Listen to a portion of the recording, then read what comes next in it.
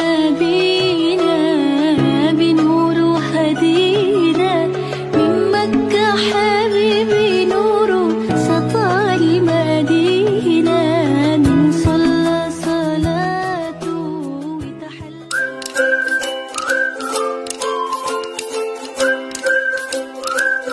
আসসালামু আলাইকুম সবাইকে ওয়েলকাম জানাচ্ছি আমার চ্যানেল রুমিস ফ্যাশনেবল হাউসে। আমি ফারহানা ইয়াসমিন রুমি বাংলাদেশের ঢাকা থেকে আমার ব্লগটি শুরু করছি। আশা করি আল্লাহর রহমতে আপনারা ভালো আছেন, আমিও আল্লাহর রহমতে ভালো আছি আলহামদুলিল্লাহ। সকাল থেকে ব্লগটি শুরু করলাম। আমি আজকে একটু বাইরে যাব, সেই কারণে সকাল সকাল রান্নাবান্নাও শেষ করব, সেটাই থাকছে আজকের ভিডিওতে। আর কোথায় গিয়েছি এবং কি করেছি সেটা নিয়ে আজকের ব্লগটি শেষ পর্যন্ত দেখার অনুরোধ জানাচ্ছি। যারা আমার চ্যানেলে নতুন এসেছেন, এখনও আমার চ্যানেলটি সাবস্ক্রাইব করেননি, প্লিজ আমার চ্যানেলটি সাবস্ক্রাইব করবেন এবং পাশে থাকা ছোট্ট বেল বাটনটিও চাপ দিবেন। এই যে অনেক বোনে দেখতে চেয়েছেন কারিপাতা গাছটা একটু ভালো করে দেখানোর জন্য। কারিপাতাটা এরকম, গাছটা এরকম, সেটা দেখিয়ে দিয়েছি। আর আলহামদুলিল্লাহ আমার এই যে গন্ধরাজ গাছের কলি আসতেছে, আমার দেখে অনেক ভালো লাগতেছে। আমার গাছের ফুল আসার জন্য সবাই দোয়া করবেন, আর এটার গ্রান্টটা যেন নিতে পারি, সেই জন্য আল্লাহ যেন আমাদেরকে হায়াতে তাইয়্যিবা দান করে, সুস্থ থেকে হায়াত ফেলেই তো এগুলি দেখতে পারবো, তাই না? ইনশাআল্লাহ আল্লাহ আমাদের সেই তৌফিক দান করুক। তো এই তো দেখে টেকে এখন চলে যাব একটু ঘর গুছানোতে। ঘর গুছিয়ে একটু নাস্তা বানাবো। আজকে একটু লাউ এনেছিল রাতে, তো লাউ কুটে লাউ চামড়া ভাজি করব ভেবেছি, আর লাউটা রান্না করব। তা প্রথমে আমার রুমটা একটু গুছিয়ে যাচ্ছি। তো এই ড্রেসিং টেবিলটা তো এইভাবেই বারান্দার গ্লাসের সামনে, তো এটার উপরের ম্যাটটা আমি ধুতে দিয়েছিলাম। তো এখন ভেবেছি এটার উপরে ম্যাট দিয়ে আর এগুলো একটু গুছিয়ে নিই, আর বেডশিটটাও ঝাড়া টাড়া দিব, বেডটা আর কি। তো সেজন্য এই যে সব কিছু নামিয়ে নিয়েছি, এখন আমি ভালো করে এটাকে মুছে নেব। একটু রুমালটা ভালো করে ধুয়ে একটু সাবানের পাউডার লাগিয়ে এনেছি, যাতে ময়লা থাকলে সেগুলো সহজে উঠে যায়। আর যেহেতু আমার এই কালারগুলি হচ্ছে এনামেল পেন্ট, তো এগুলো পানি দিয়ে মুছলেও কোনো সমস্যা নেই। পানি দিয়ে মুছলে বরং আরও চকচকে হয়ে যায়। এনামেল পেন্টের একটা মানে অয়েল পেন্ট, তো যার কারণে এটা আরও চিকচিক করে, তো যার কারণে আমার পানি দিয়ে মুছলেও সমস্যা হয় না। তো একটু ধুলা জমে আছে, এগুলো ভালো করে মুছে তারপরে এগুলো সব আবার গুছিয়ে রাখবো। তো এজন্য প্রথমে একটা ম্যাট বিছিয়ে দিচ্ছি আর কি। আজকে এই সবুজ কালারের ম্যাটটা দিয়ে দিচ্ছি। এটা অনেক পুরনো, আমরা অনেক 2011 সালে মেবি মালয়েশিয়া গিয়েছিলাম, তখন একটা মানে শপিং মল থেকে নিয়েছি, মেবি 5 রিঙ্গিত দিয়ে, মানে বাংলাদেশি টাকা 100 টাকা। কিন্তু এটা অনেক দিন গেলেও অনেক ভালোই মানে ইউজ করতে পেরেছি। তো এই তো বেডটাও ভালো করে ঝাড়া টাড়া দিয়ে নিয়েছি, আর ড্রেসিং টেবিলের সামনে একটু সুন্দর করে এভাবে অর্গানাইজ করে নিলাম। তো যেগুলি দরকারি সেগুলি ড্রেসিং টেবিলের উপরেই রেখেছি, না হয় ডয়ারে রাখা যায়, তারপর এটা সেটা হাতের কাছে থাকলে ভালো লাগে এই জন্য। তো আমি চামড়াগুলোকে আলু দিয়ে ভেজে নিচ্ছি একটু রুটির সাথে খাওয়ার জন্য। সকালবেলা একটা ভাজি না হলেই নয়, আমাদের প্রতিদিনই একটু একটা না একটা ভাজি লাগে। তার লাউয়ের চামড়া ভাজিটা খেতে ভালোই লাগে আমাদের কাছে, কার কাছে কেমন লাগে জানি না। তো আমি একটু লবণ চেক করছি, আর এদিক দিয়ে পরোটা বেছে নিচ্ছি। পরোটাগুলো আগেরই বানানো ছিল, গতকালকে আসলে বলতে ভুলে গিয়েছে আটা আনার কথা, তো আগের ডিপ ফ্রিজ ছিল। আর আজকে আমি বাজারের লিস্টও করে নিয়েছি, যাতে মাসের বাজারগুলো মোটামুটি অনেক কিছুই শেষ হয়ে গিয়েছে, তো বাজার করবে আর কি। তো আমি একটু চেক করছি, লাল আটার পরোটা বানানো ছিল। লাল আটার পরোটা আসলে খেতে বেশি একটা যে ভালো লাগে তা না, মোটামুটি আর কি।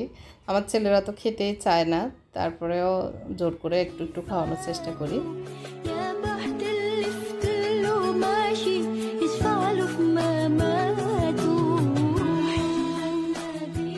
তো টেবিল ক্লথটা ভাবতেছি আজকে উঠাবো, তো দেখি উনি আবার পড়ালেখা করতেছে, যদি আজকে না পারি কালকে উঠিয়ে ফেলবো, একটু জোল পড়েছে। তো আমি প্রতি সপ্তাহে টেবিল ক্লথটা চেঞ্জ করার চেষ্টা করি, তাহলে মানে ভালো হয় আর কি। তো এদিক দিয়ে রান্নাঘরে নাস্তা করে চলে এসেছি, এখনও চা খাইনি, চা খাবো পরে। তো আগে রান্নাটা বসিয়ে দিই, লাউটা বসিয়ে দিচ্ছি। আজকে গতকালকে মুরগির গোশত রান্না আছে, ডাল রান্না আছে, তো এর জন্য আজকে আর বেশি কিছু রান্না করব না, ওদের জন্য মুরগির গোশত ডাল হয়ে যাবে আর আমাদের জন্য একটু লাউ রান্না করছি।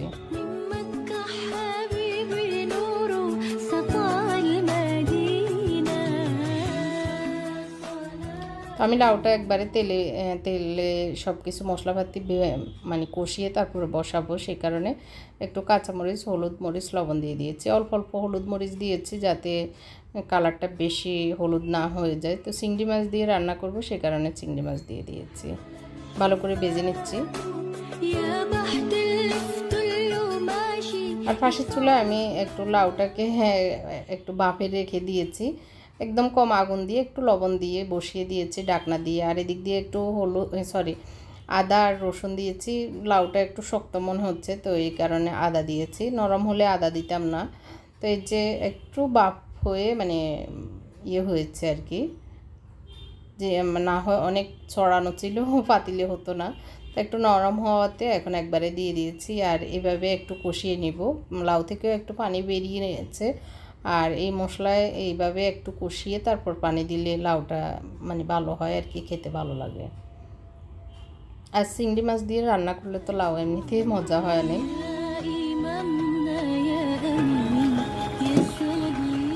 অনেকক্ষণ এগুলি কষানোর পরে এখন আমি একটু দেখতেছি পানি এখনও আছে, তো দেখি আরেকটু যদি দরকার হয় একটু পানি দিব, না হয় এভাবে হবে আর কি।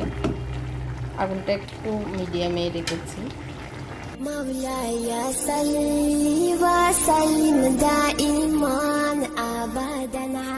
এই তো তাড়াহুড়ো করে রান্না করে নিয়েছি, একটু ধনিয়া পাতা দিয়ে নামিয়ে নিব। আর নামিয়ে আমরা রেডি হয়ে যাব। 11টা বেজে যাচ্ছে। 11টায় আমাদের ওখানে অ্যাপয়েন্টমেন্ট দেওয়া আছে, 12টায় আমাদেরকে 12টা সোয়া 12টার ভিতরে যে পৌঁছতে হবে।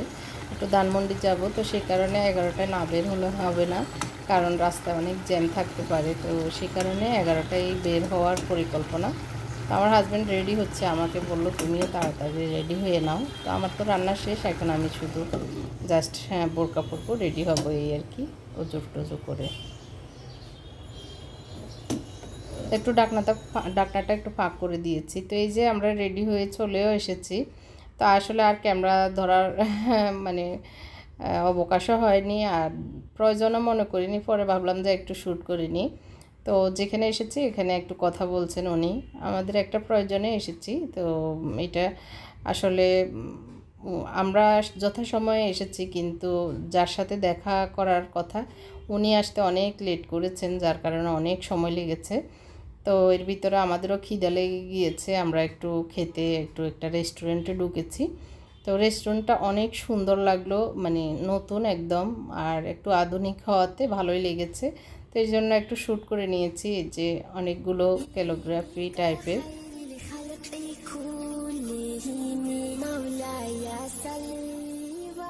আর এই যে সিটিংগুলো দেখতে অনেক ভালো লাগলো। তো আমরা ভেবেছি এখানে বসে খাবো। তো এখন বসে দেখতেছি যদি আরামদায়ক হয় তাহলে এখানে বসে খাওয়ার ইচ্ছা আর কি, বাইরের দৃশ্য দেখতে দেখতে।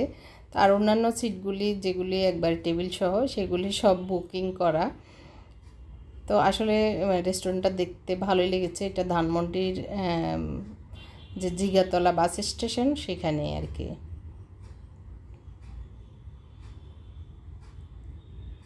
তো আমরা একটু পরেই অর্ডারটা দিব। তো একটু প্রথমে ঘুরে দেখতেছি, আর এখানে বসলাম, ওরা ওয়েটাররা আসলে অর্ডারটা দিব আর কি। খুব সুন্দর করে আসলে সাজিয়েছে ওরা, খুব মানে আধুনিকভাবে আর কি।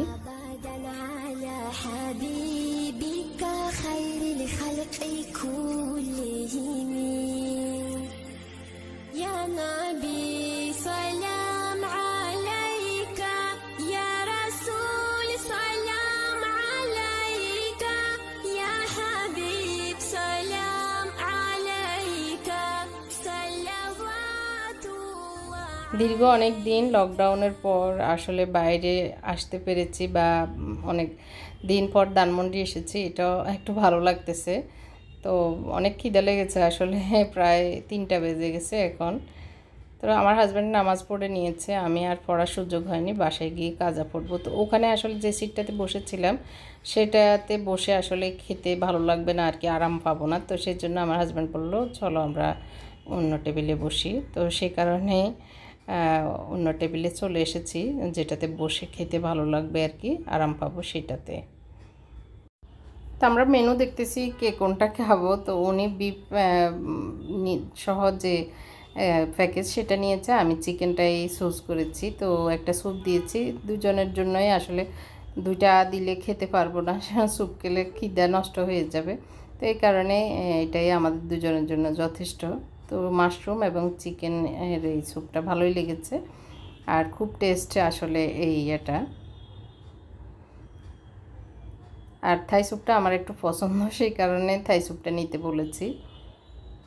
তো এই তো বেশিক্ষণ লাগেনি আসলে, 10-15 মিনিটের ভিতরেই খাবার চলে এসেছে। আর খাবারের মানটা দেখে মানে ইয়েটা দেখে অনেক ভালো লাগলো। এই যে খুবই সুন্দর করে সাজিয়ে, আর খাবারের দেখতে মানে রুচি লাগতেছে, খেতে মনে হচ্ছে অনেক ভালো হবে। তো দেখে আমাদের কাছেও ভালো লেগেছে, আর একদম গরম গরম।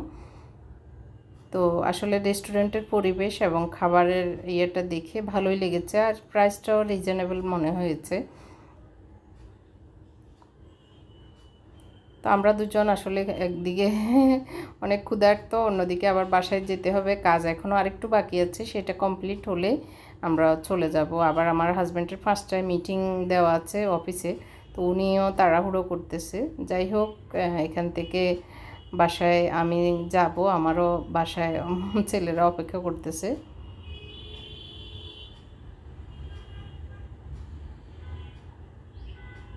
তো খাবারটা খুবই মানে মজাই লেগেছে এটা আর কি, খাবার রুচিসম্মত ভালো মানের আর কি।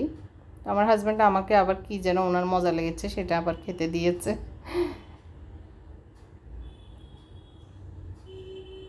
খাবারটা আসলে অসাধারণ ছিল, অসাধারণ। আর অনেক দিন পর আসলে রেস্টুরেন্টে বসে খেতে পারছি, এটা হলো মেন বিষয়। কারণ করোনার কারণে ভয়ে ভয়ে রেস্টুরেন্টে খাওয়াটাও একটু ডিফিকাল্ট হয়ে গিয়েছে। তো যাই হোক, আলহামদুলিল্লাহ, আল্লাহর শুক্রিয়া, এখন কমপ্লিট হলো আমাদের খাবার।